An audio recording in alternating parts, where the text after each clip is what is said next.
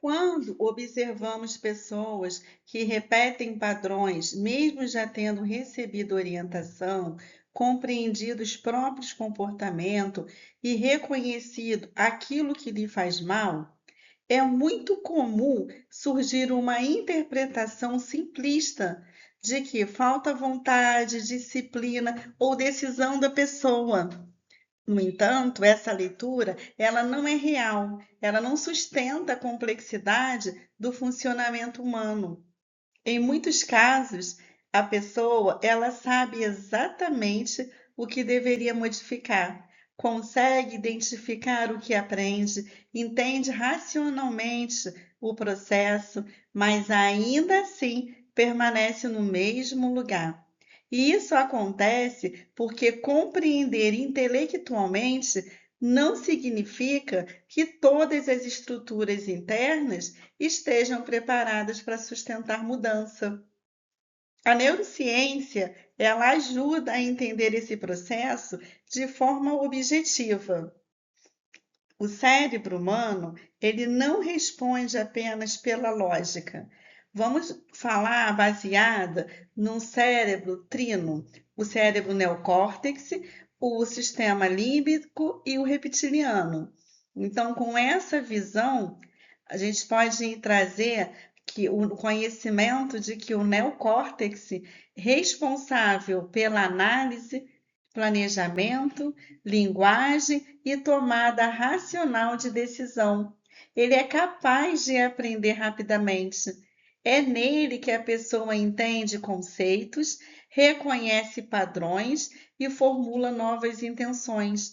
Porém, esse entendimento não garante transformação imediata, porque existem níveis mais antigos de funcionamento cerebral atuando simultaneamente. Vamos entender mais para frente. O sistema límbico, ele está relacionado às memórias emocionais. Associa experiências atuais a registros anteriores. Ele faz essa conexão. Se em algum momento mudar significou perda para a pessoa, uma rejeição, um fracasso, uma dor, uma culpa ou uma insegurança, esse sistema passa a reagir à mudança com retração, mesmo quando racionalmente ela parece necessária. Então, a emoção registra perigo, onde a razão vê possibilidade. Então, consegue já entender a dificuldade que é? Além disso, o chamado cérebro reptiliano, o modelo didático que representa estruturas ligadas à sobrevivência, ele é o nosso primeiro, né, é o primeiro a ser formado, ele traz registros ancestrais, ele traz todos os nossos registros, quem acredita em vidas passadas, então ele traz toda essa memória. Ele está ligado à sobrevivência e ele atua preservando repetição. Ele vai ficar repetindo previsibilidade e economia energética. Vocês vão entender um pouquinho mais sobre isso. Essa parte do cérebro, ela não avalia, ela não pensa se determinado padrão produz sofrimento ou crescimento. Isso não é importante para o reptiliano. Ela apenas reconhece que aquele comportamento ele já foi vivido, já foi suportado, a pessoa já aprendeu, já sabe o que tem ali. E, portanto, ele representa um território conhecido.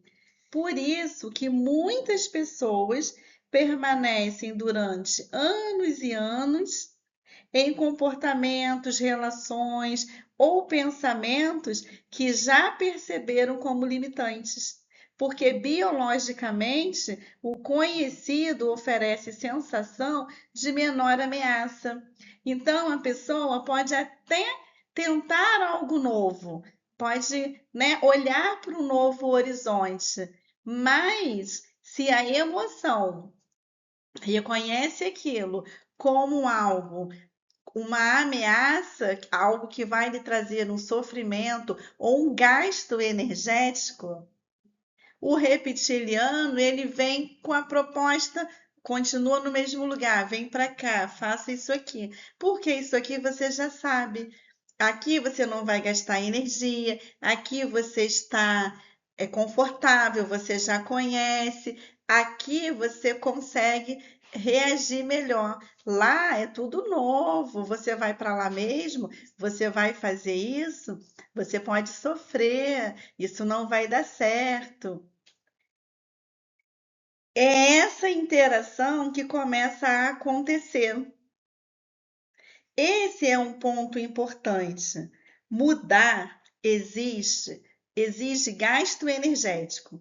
Toda mudança implica construção de novas conexões neurais, reorganização das respostas emocionais e abandono do automatismo já consolidado. O cérebro, ele tende a preservar caminhos já estabelecidos, porque eles exigem menos energia, foi o que a gente acabou de falar. Por isso, a repetição se mantém, mesmo quando a consciência deseja avançar. E esse mesmo raciocínio, ele pode ser observado em níveis terapêuticos bem mais profundos.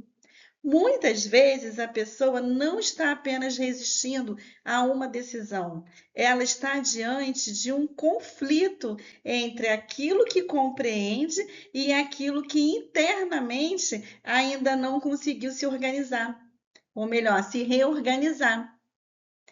Na leitura apométrica, esse processo ele também pode ser compreendido a partir dos corpos sutis. Então, nós vamos falar do corpo mental inferior, que mantém pensamentos repetitivos e estruturas mentais fixadas. Já o corpo emocional, ele conserva registro de experiências antigas que ainda repercutem nas respostas atuais.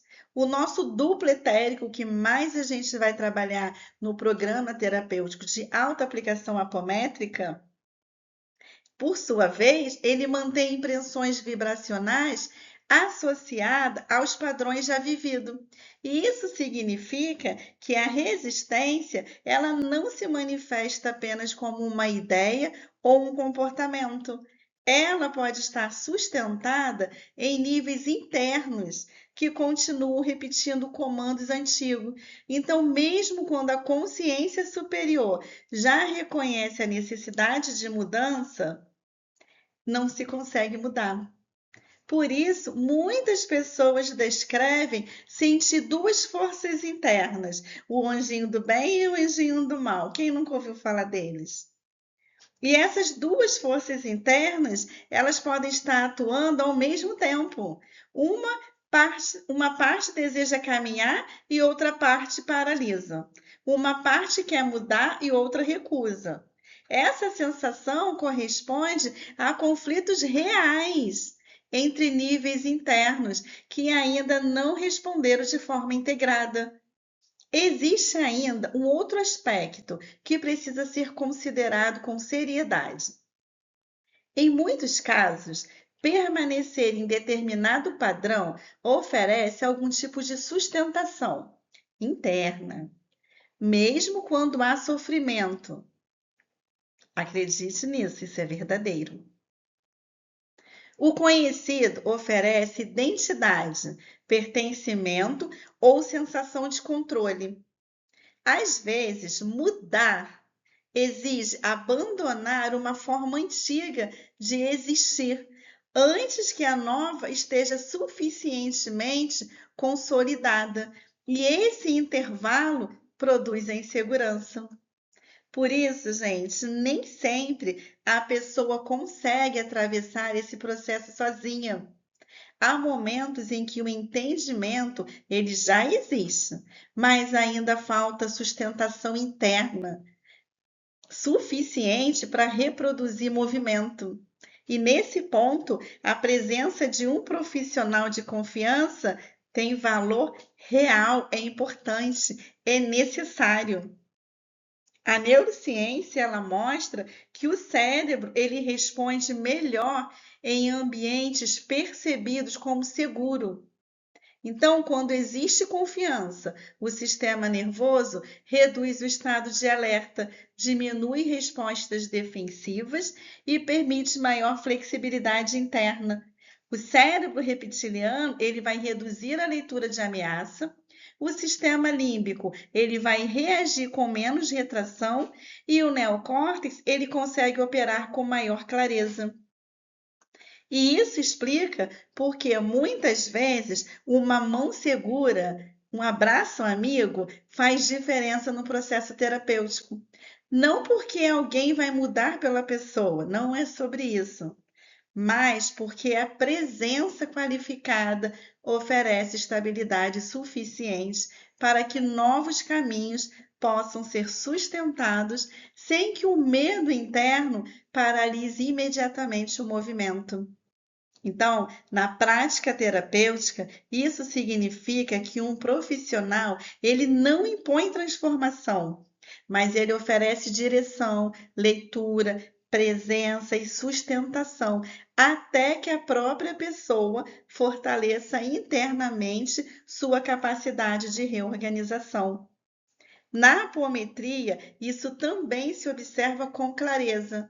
Há processos em que a consciência ela deseja avançar, mas níveis sutis ainda mantêm registros de contenção. E nesses momentos, o trabalho consciente ajuda a reduzir conflitos entre pensamento, emoção, corpo e campo vibracional. Por isso, mudar não depende apenas de querer. Mudar exige que diferentes níveis internos deixem de competir entre si e comecem a responder na mesma direção.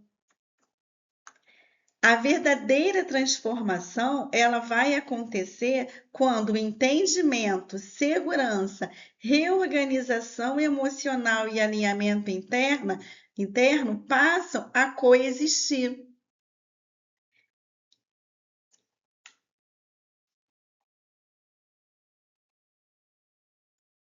E aqui nesse trabalho de autoprogramação, um programa terapêutico de autoaplicação apométrica, vocês vão ver como vocês podem reorganizar toda essa estrutura interna, porque você pode dar o comando para você mesmo, para sua alma, alinhar os seus corpos. O comando, ele é seu e você pode aprender isso. E você pode fazer isso, ainda mais tendo alguém auxiliando esse processo.